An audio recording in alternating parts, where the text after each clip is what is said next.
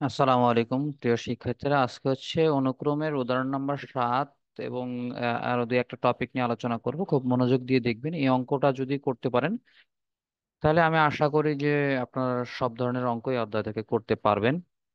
তো অধ্যায়ের সাথে বলা আছে, উদাহরণ সাথে বলা আছে 7, 11, 15, 19 অনুক্রমের n তম পদ নির্ণয় করো। একটা অনুক্রম দেওয়া আছে, এটার n তম পদ নির্ণয় করতে বলছে। n তমের পদের সূত্র থেকে 15তম 120তম পদ নির্ণয় করতে বলছে। আচ্ছা, প্রথমে n তম পদ আগে আমরা নির্ণয় করে ফেলি। হ্যাঁ, দেখো অনুক্রমটা দেওয়া আছে। অনুক্রমের কিন্তু একটা সাধারণ অন্তর পাওয়া যাবে, এটা সমান্তর অনুক্রম। এর পেছনের কারণটা হচ্ছে এটার একটা সাধারণ অন্তর আছে। সাধারণ অন্তরটা কত? 4।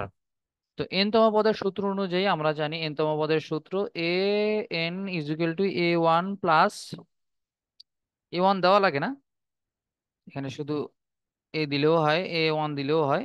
ঠিক আছে, A N is equal to a1 plus n minus 1 into D, এটা হচ্ছে কিন্তু n তম পদের সূত্র। তাহলে এইখানে যদি আমরা n এর মান 4 বসাই, তাহলে n, সরি, এটা কিন্তু ডি, সাধারণ অন্তর মানে হচ্ছে ডি। তো এখানে যদি আমরা ডি বসাই তাহলে কিন্তু n তম পদের মানটা নির্ণয় হয়ে যাবে। পাশাপাশি প্রথম পদের মানটা এখানে বসাইতে হবে। প্রথম পদ ছিল কত? 7। তাহলে প্রথম পদ 7, পদ সংখ্যা n এবং সাধারণ অন্তর যদি ডি ইজ ইকুয়াল টু 4 হয়, তাহলে এইখানে মানগুলো বসান। হ্যাঁ, এ এন ইজুকাল টু প্রথম পদ 7 যোগ n-1 ইন্টু 4, এখানে কিন্তু কত দিলাম? 4 দিলাম। তাহলে 7 লিখলাম, এন এবং 4 গুণ করলে 4n, 4 এবং -1 গুণ করলে হচ্ছে -4। এখন চিন্তা করেন, এই 4n এখানে লিখলাম, 7-এর থেকে 4 বিয়োগ করলে থাকে 3, এটা এখানে লিখলাম। ঠিক আছে, এখন বলছে এই n তম পদ থেকে আমাদের বের করতে বলছে 15তম পদ এবং 120তম পদ। 15তম পদ, এন এর মান যদি 15 দিতে হবে। 15তম পদ মানে এন এর মান 15, এন এর মান যদি 15 দেই, তাহলে 4 গুণন 15, মানে এই যে এন এর জায়গাটাতে আমাকে 15 দিতে হবে। প্লাস 3 ছিল, 3 দিয়ে দিলাম। 4n+3, এইখানে 4-এর সাথে 15 গুণ করতে হবে, এন এর জায়গায় 15 দিতে হবে। কেন এন এর জায়গায় 15 দিব? কেননা এটা 15তম পদের কথা বলা আছে। আর যোগ 3 ছিল, এটা যেভাবে আমরা পাইছি, 4 15 60 যোগ 3 সমান সমান 63 আমরা পেয়ে গেলাম। এবার আসে 120তম পদ। এই 120তম পদের বেলায় 4 তো ঠিকই থাকবে, কেননা n তম পদ আমরা পাইছি কত? 4n+3, তাহলে 4 ঠিক থাকবে। n এর জায়গায় শুধু 120 বসবে, প্লাস 3 বসবে। এটা যোগ করে দেখেন, 4 4 12 48, মানে 480 যোগ 3 483। ঠিক আছে, তো এটা মূলত হচ্ছে আমাদের টেকনিক, এটা পারতে হবে আপনাদেরকে। হ্যাঁ, তো এরপরে বলা আছে 7x+2, 5x+4, 12 আর 2x-5 একটি সমান্তর অনুক্রম হলে এক্স এর মান নির্ণয় করতে বলছে। আগে আপনারা সমান্তর অনুক্রমের সাধারণ পদ বের করে ফেলবেন। ঠিক আছে, এরকম করে সাধারণ পদ বের করে ফেলবেন। তারপরে দেখবেন যে একটা সময় কোনো একটা ইকুয়াল নিয়ে আসবেন, শর্ত নিয়ে আসবেন। শর্ত নিয়ে আসলে এগুলো পুরো এক্স এর মানটা পেয়ে যাবেন। এটা বাড়ির কাজ থাকলো আপনাদের, কেমন? এবার আসেন নিচের সমান্তর অনুক্রমের সাধারণ পদ নির্ণয় করতে বলছে। সাধারণ পদ দেখেন 5, 12, 19, 26, এখানে যে মানগুলো দেওয়া আছে, এখান থেকে পার্থক্য কত? এখান থেকে পার্থক্য হচ্ছে কিন্তু 7। এখানে সব ক্ষেত্রে পার্থক্য 7, সেহেতু আমাদের সাধারণ পদ বা n-তম পদ হবে A N is equal to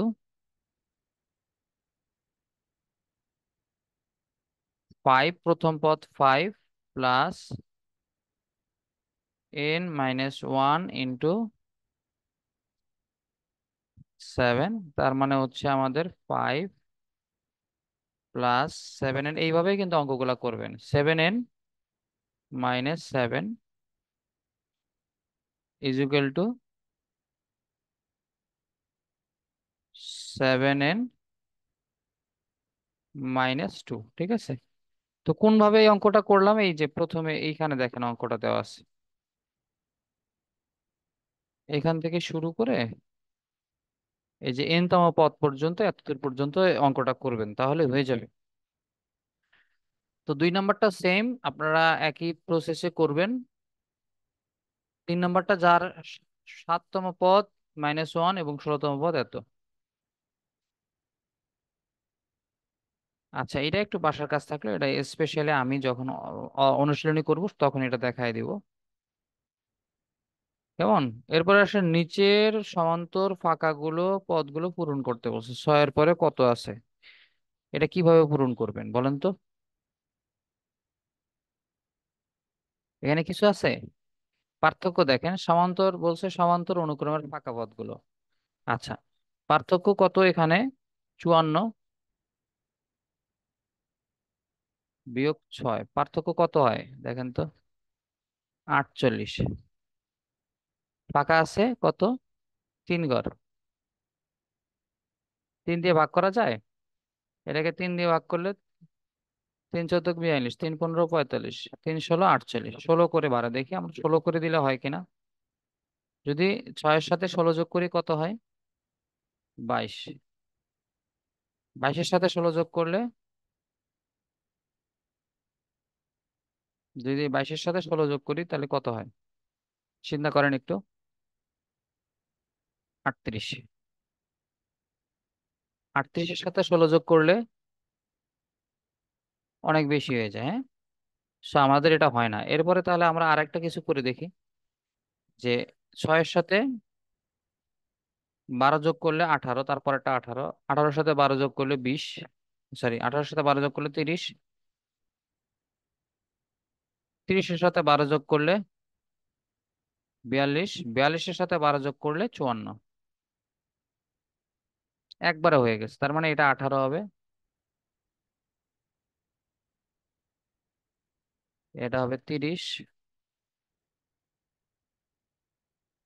এটা হবে 42, এটা হবে 54, তাহলে 12 12 করে, হ্যাঁ। এবার আসেন এইখানে, এইখানে একটা পার্থক্য দেখতে পাচ্ছি, এখানে -3, এখানে 2, তাহলে 2 মাইনাস -3 করেন, তাহলে উত্তর কত হয়? 2 + 3 = 5, হ্যাঁ। তার মানে এইখানে 5 যোগ করতে বলছে, তাহলে এটা হবে, প্রথমটা হবে মাইনাস, এইটা -8, তারপরে হচ্ছে -3 মাইনাস, তারপরে হচ্ছে 2, তারপরে হচ্ছে 7, তারপরে 12, 7 + 5 = 12, তারপরে 12 সাথে 5 যোগ করলে 17 হয়ে যাবে, হ্যাঁ। একবার এই যে অঙ্ক, তো এগুলো একটু দেখবেন, হ্যাঁ। ইনশাল্লাহ নেক্সট ক্লাসে আমরা হচ্ছে গুণোত্তর ধারা, গুণোত্তর অনুক্রম সম্পর্কে একটু জানবো, হ্যাঁ।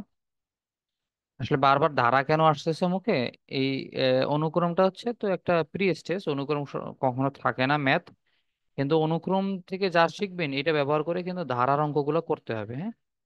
এই জন্য বারবার আমার মুখে ধারা আসতেছে, হ্যাঁ। এটা কিন্তু আবার সালার মুভির কোনো ধারা না, হ্যাঁ।